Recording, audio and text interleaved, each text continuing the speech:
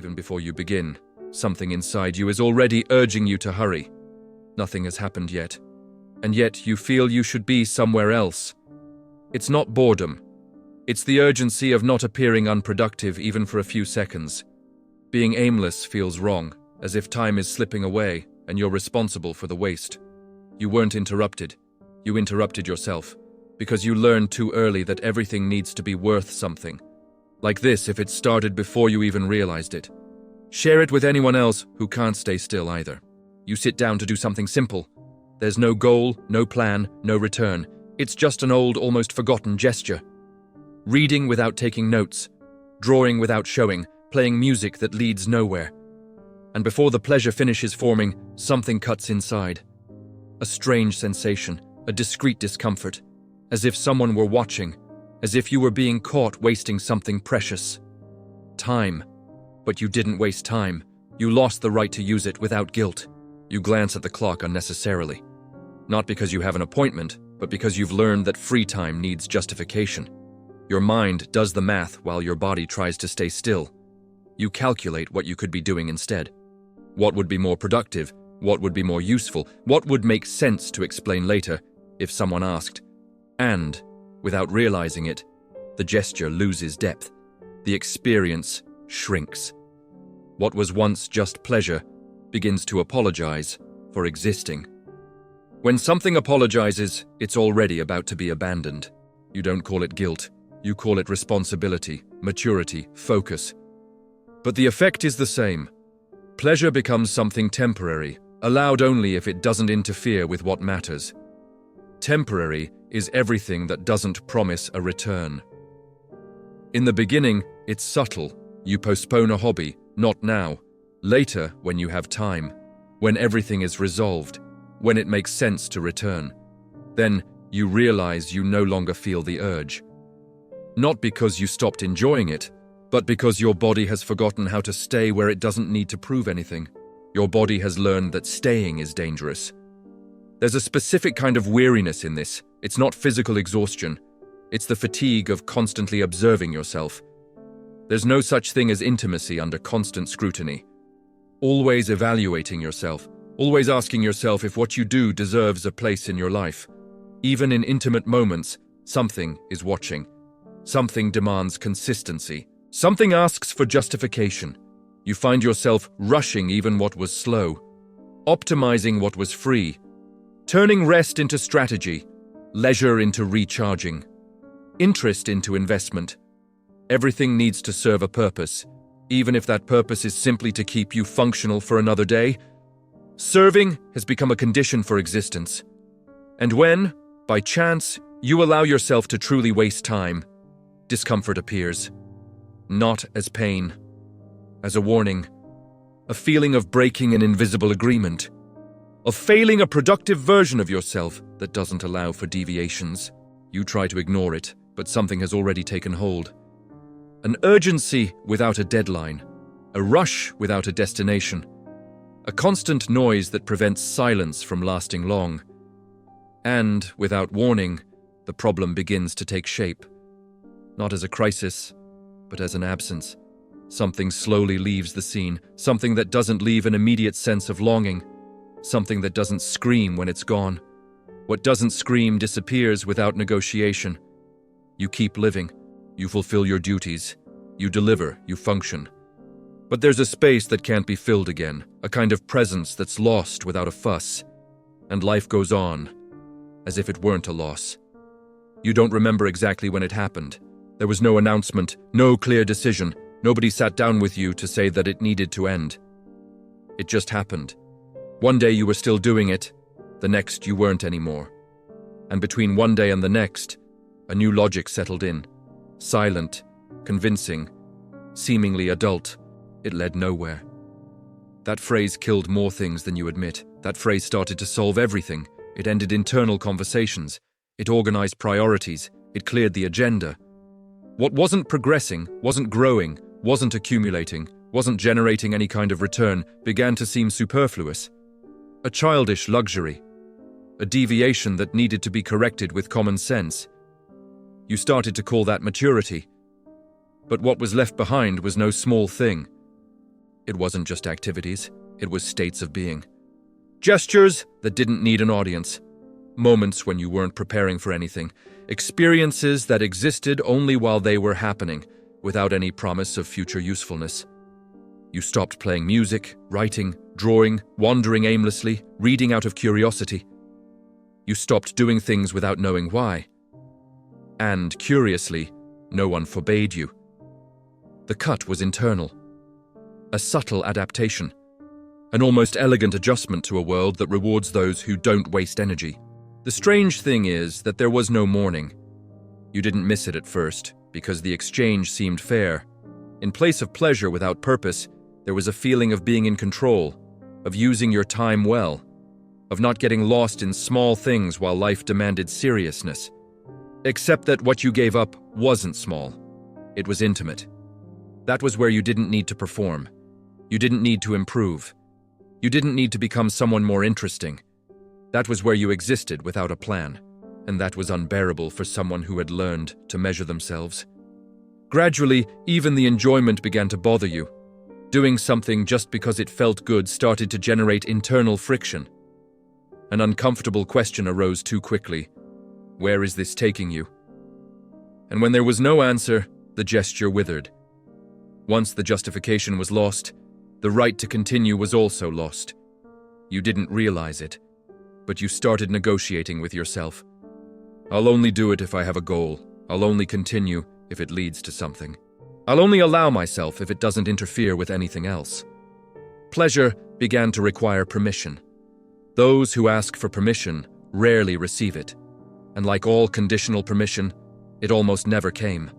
The most perverse thing about all this is that nothing seemed wrong, on the contrary.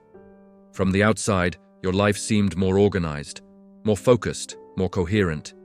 You were too busy to notice what had disappeared, and perhaps that was the point, because what disappeared didn't leave a mess, it left silence. A specific silence, difficult to name, that doesn't hurt immediately. A silence that only reveals itself when, by chance, you try to return. And you realize that something in you no longer knows how to stay where it doesn't produce. There's a name for this weariness that doesn't go away with sleep. It's not laziness. It's not lack of discipline. It's something else. A deeper weariness, born when even free time is colonized by demands. Byung-Chul Han observes that the contemporary individual no longer needs an external boss to be exploited. They do it themselves. They internalize the pressure. They transform every minute into a task, every gesture into performance, every pause into a disguised failure. There is no longer a clear enemy. The exploiter lives within. This reading isn't meant to explain things to you, it's meant to cut you down. Because when everything becomes performance, even pleasure becomes suspect. If it doesn't generate something, it seems like a mistake. If it doesn't improve some invisible metric, it sounds like waste. The performance-driven individual no longer knows how to stop without feeling guilty. Because stopping doesn't produce evidence of value. You don't live under surveillance. You watch yourself.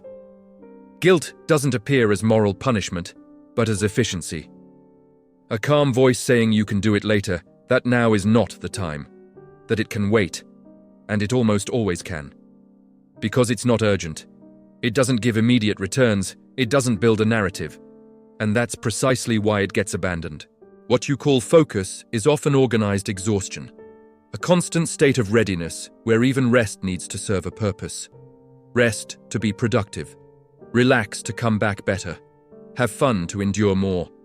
Nothing can exist without a function.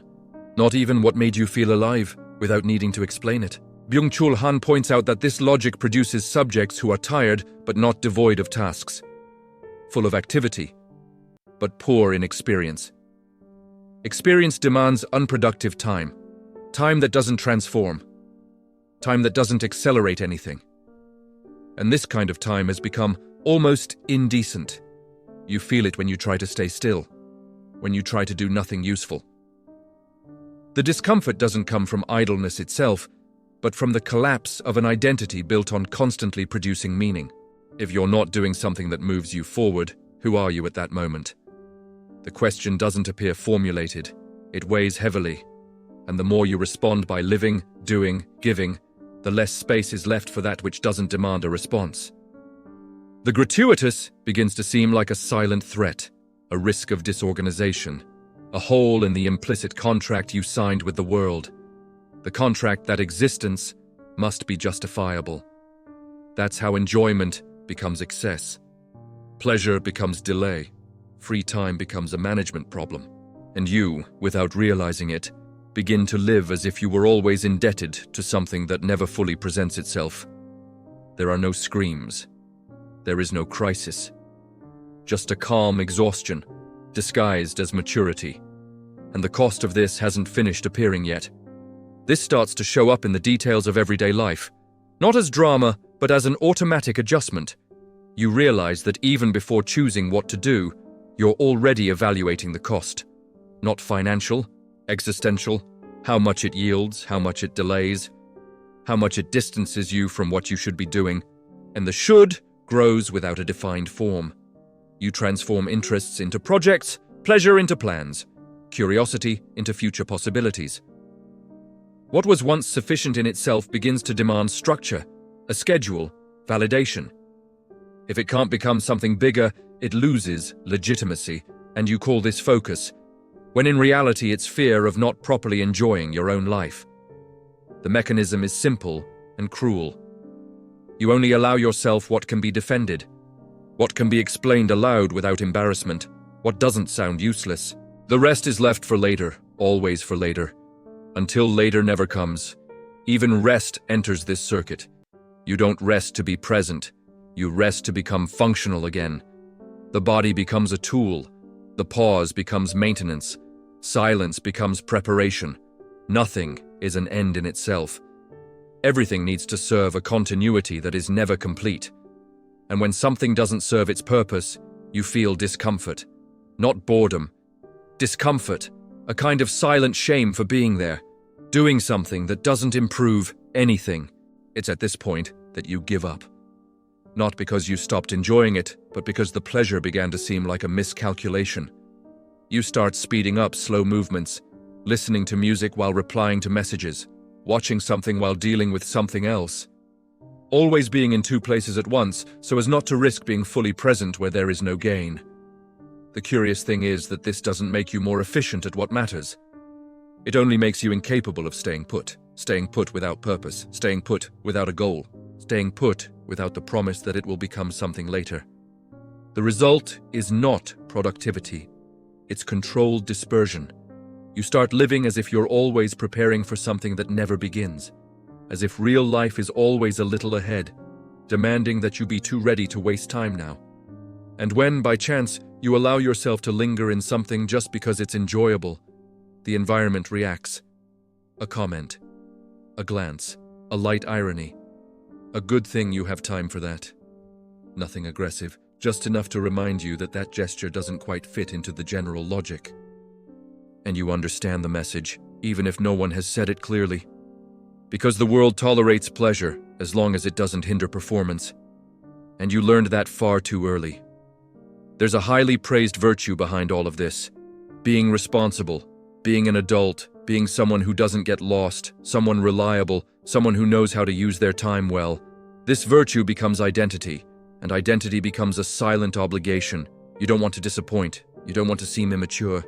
You don't want to give the impression that you're wasting your own life while others move on. So you adjust. You cut out excesses. You mold yourself. You become too serious about certain things. The problem is that this virtue comes at a price, and the price isn't immediately visible. When being responsible becomes the absolute rule, any gratuitous gesture starts to seem suspicious. As if you were failing at something bigger, as if you were breaking an implicit agreement with the world, the agreement that you will always be becoming a better person, more efficient, more interesting, more useful. Virtue ceases to be a choice and becomes vigilance. You don't rest because you want to. You rest because you need to return productive. You don't do something because you enjoy it. You do it because it might yield something later. You don't allow yourself to waste time. You only manage strategic pauses. Everything very correct. Everything very clean. Everything very empty. Being mature, in this context, means not allowing yourself to be in useless states, not letting yourself be carried away, not being distracted without purpose, not wasting energy on what has no return, and this gradually distances you from a part of yourself that doesn't know how to defend itself in this language. The part that did things without knowing how to explain them. You begin to admire those who make good use of their time, those who transform everything into growth, those who are always evolving, and without realizing it, you begin to feel ashamed of any gesture that doesn't fit into this narrative, even when no one is watching. That's how virtue becomes a trap. Not because it's false, but because it becomes unique. There's no room for deviation. There's no license for the useless. There's no interval where you can simply exist without justifying yourself. And the curious thing is that you start calling this self-control, discipline, strength, when in reality it's fear of seeming out of sync, fear of falling behind, fear of discovering who you are when you're not producing anything. Because if you stop doing, improving, advancing, what's left? This question doesn't come up aloud. It seeps in and pushes you back into the movement, to the agenda, to the next task, to anything that prevents the silence from stretching on too long. Virtue keeps you standing, but it keeps you off the ground. And the more you maintain this posture, the harder it becomes to remember what it was like to be in something without having to prove your worth, without having to earn your own time. You become someone very correct, too correct to still be whole, and dangerously distant from yourself. There comes a point where exhaustion changes in quality. It's no longer just physical. It's not just mental. It's about identity, an exhaustion that can't be resolved with vacations, because it wasn't born from an excess of tasks, but from a lack of experience. Byung-Chul Han writes that the performance society doesn't produce oppressed subjects, but exhausted subjects. People who believe they are free because they choose, when in reality they are only obeying a logic that never rests. A logic that transforms every choice into a test, every pleasure into suspicion, every pause into potential failure. This is the tipping point. Not when you realize you're tired, but when you realize you no longer know how to rest without feeling guilty. Because true rest requires wasting time. It requires not transforming the moment into something useful later. It requires accepting that that action won't amount to anything, and this directly clashes with the identity you've built to survive. You can no longer bear the idea of not moving forward, even when you don't know where you're going. The crux of the matter is simple, but hard to swallow. You're not tired because you do too much.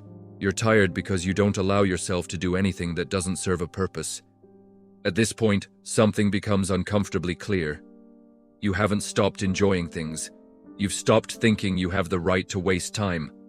Wasting time has come to mean failing as an adult, as if existing without purpose were irresponsible, as if living without a plan were a threat, as if time were only legitimate when converted into some form of capital, even if it's emotional capital. And then you distance yourself from that which asks nothing of you, from that which doesn't demand evolution, from that which doesn't require an improved version. Because these experiences dismantle the narrative of control that keeps you functional. They remind you that there is life outside of performance, and that's scary. Because if you admit that you can live without optimizing every gesture, your entire internal structure begins to tremble. Who are you when you're not improving anything? Who are you when you're not preparing for the future? There's no comfortable answer to that. There's only silence. And silence, for those who live in performance mode, always seems too dangerous. That's why you go back to the agenda, to the task, to the plan, to anything that gives you the feeling of going somewhere, even if that place never arrives. And here something decisive happens, not relief, a cut. Maybe what you lack isn't focus or discipline or more purpose. Maybe what you lack is wasting time without apologizing for existing. And the question that remains isn't practical. It's existential. What's left of you when nobody is evaluating whether it was worth it? None of this requires a practical decision right now. It's not about dropping everything. It's not about changing your routine. It's not about reviving old hobbies as if reclaiming a lost identity. That would just be another project trying to fix the damage. The point is deeper and less manageable. Wasting time in the way we're talking about here isn't a habit. It's a rupture, a breach of contract, an internal shift that the environment perceives far too quickly. When you stop justifying every gesture, something changes in the air. People find it strange. The rhythm alters. Questions disguised as concern arise. Light comments that try to pull you back. Because when you don't transform everything into something useful, you disrupt the collective performance agreement. You remind others of something they also gave up, and that's rarely well received. Wasting time is a relational risk, an identity risk, an existential risk. That's why so many people prefer to remain tired rather than deal with the emptiness that appears when performance drops. Because in the void there is no applause. There is no validation. There is no ready-made narrative.